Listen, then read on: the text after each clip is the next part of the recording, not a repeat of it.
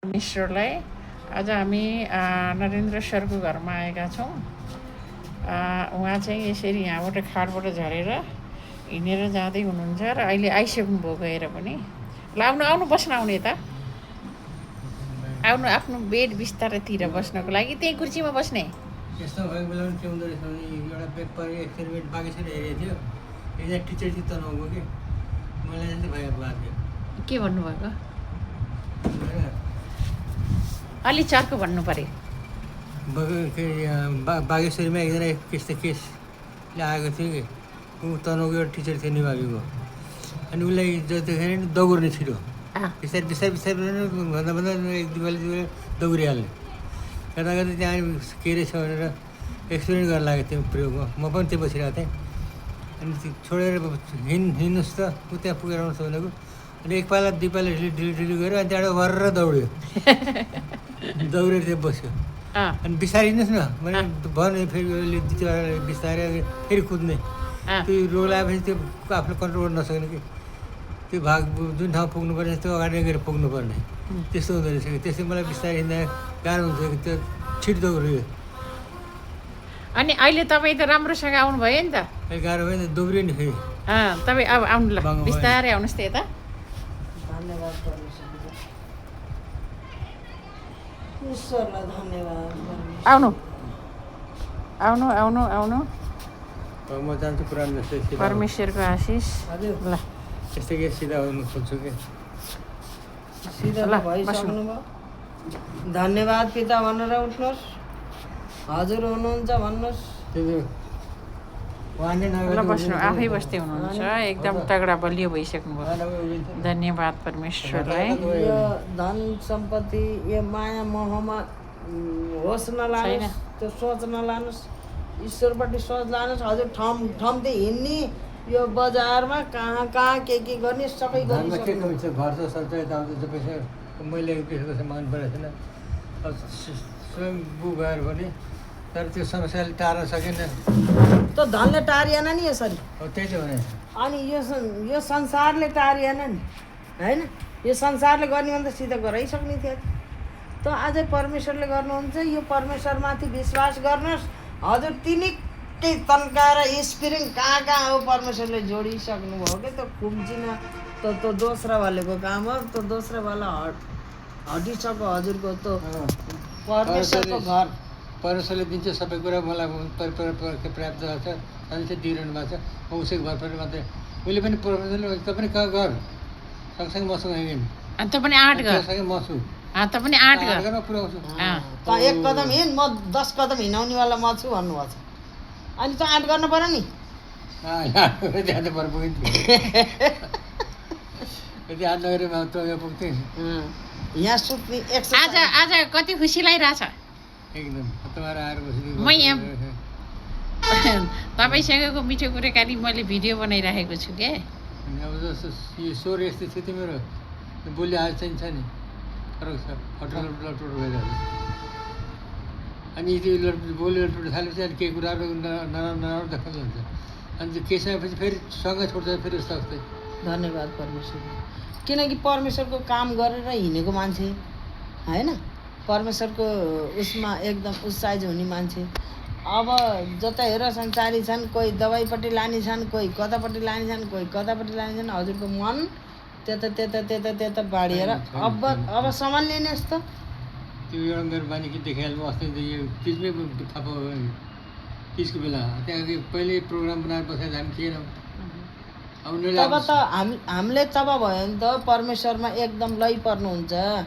परमेश्वरपट्टि उहाँलाई भएछ होइन। अब त्यत्रो खुसी आनन्द अब हजुर दुईजनाले त गर्नुभएको त तिजको कार्यक्रम। त्यो पनि सोध्दैन हो त नि पत्तै थिएन। तिम्रो पैसा उठाएर अब यो 4 लाख हो कि 4 करोड हालेर उहाँ कहाँ हिमाल छुनी के छुनी भन्नुभएको छ। अब परमेश्वरको महिमा गर्नुहोस्। त्यो 4 करोड लाग्दैन परमेश्वरकै हजुरकै इच्छा बुझ्नेवाला परमेश्वर हुनुहुन्छ। हजुरलाई नि विश्वास लाग्छ होइन ईश्वर हुनुहुन्छ भनेर? ईश्वरलाई त यहाँ बाँच्नु बाँच्दैन भाषाकै छैन। मेरा ईश्वर कोही गरेको थिएँ यहाँ अब छोरीले पानी लिएर आउनु भएको छ।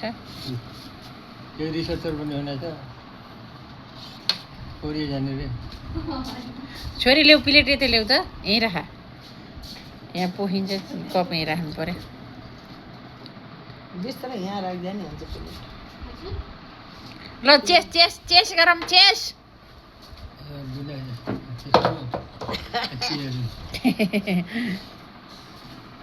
हामी ग्लुकोज पानी पिउँदै होइन। ल चामल नखाने सर हाम्रो कहिल्यै खाना खानुहुन्न उहाँले। परमेश्वरलाई धन्यवाद।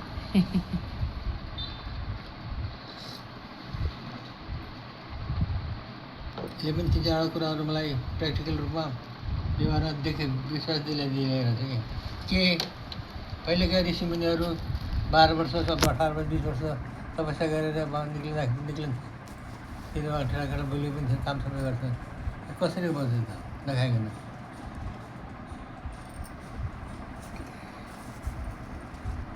अस्ति एकजना मान्छे आज पानीमा देखाएर बाँचेको मसँग आज 100 वर्षको केटो बुढो भयो मान्छे उहाँ त तगडा छ बोली छ। म आफू यहाँ भर्खर 75 76 भएको मान्छे यस्तो ल्याएर धन्यवाद परमेश्वरलाई।